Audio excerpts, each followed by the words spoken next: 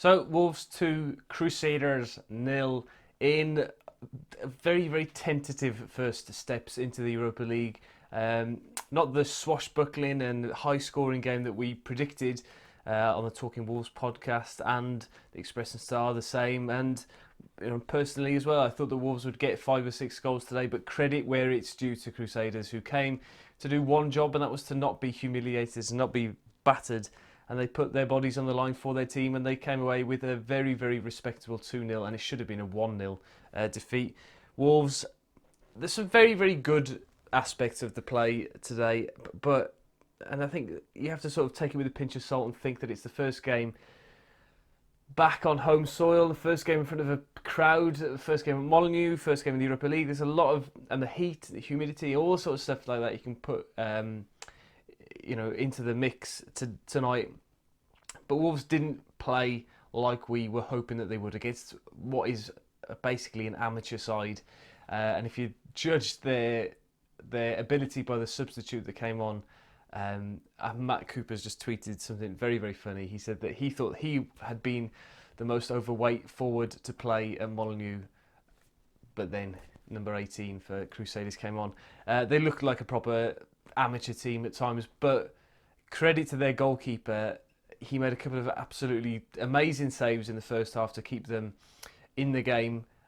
Jota had a one-on-one that he smothered. There was another couple of ones that he, Dendoncker from distance, Neves from distance, that he kept an eye on and did well. And then it took Wolves a long time to break them down, and similar to lots of games last year against the bottom six, it doesn't look like much is going to change in that respect. We're going to have to develop a way of playing against teams that sit back against us.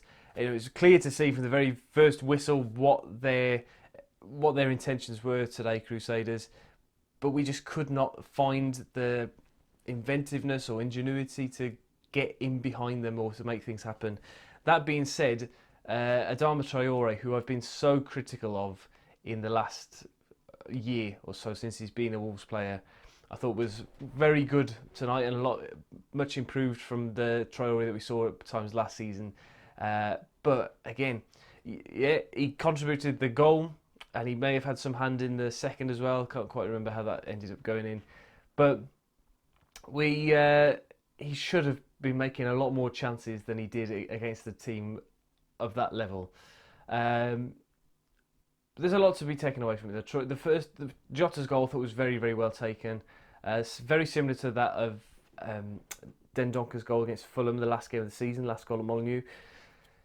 And then Vinagre's persistence to get that second goal as well was, it was a bit of unfortune for the Crusaders goalkeeper. It literally just started raining. The ball was a little bit slippier than it would have been for the whole rest of the game. He goes to collect a simple ball, drops it, and then Vinagre's there to tap it in. But I was pleased to see the enthusiasm that Vinagre showed when he scored. I think he scored in the pre-season game against Huddersfield. But apart from that, I think Burton Albion, I think is the last goal that he scored. So, but good to see that from him. Gibbs White, again, frustrating afternoon, frustrating evening watching him. He's got so much potential. We saw the way that he took the goal against Newcastle the other week, that he's a very, very, very good player.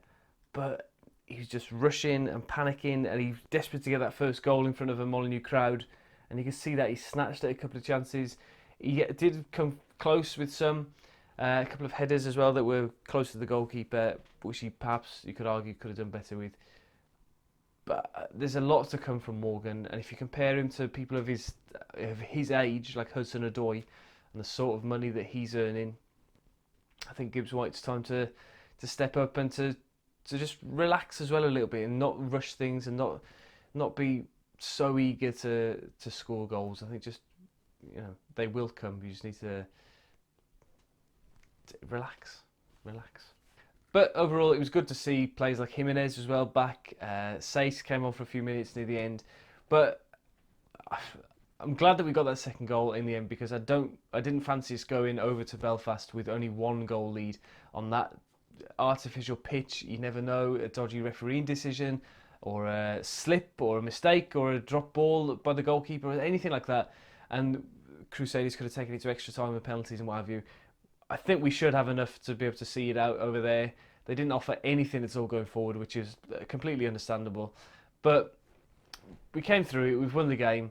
We'll move on to the next one and hopefully improve as pre-season goes along, because I imagine Jablanek or whoever it will be, I can't remember the other team, in the next round is going to be a much tougher challenge.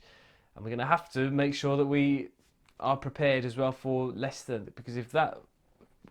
We wouldn't play like that, obviously, against Leicester, and it's difficult because we would attack more, or we would counter-attack more because we would be attacked more. But yeah, I think that's all I have to say about today's game. Don't forget to like the video for the Haven, subscribe to the channel, let's get the numbers up, and share it around to all your mates, all your Wolves fans, and hopefully those of you who caught the train to the game have managed to get back home safely. That was the strangest announcement I've ever heard at the Molineux, that there are no trains running at all from Wolverhampton train station. Unbelievable. Anyway, thank you very much for watching. I'll see you next time. Bye-bye.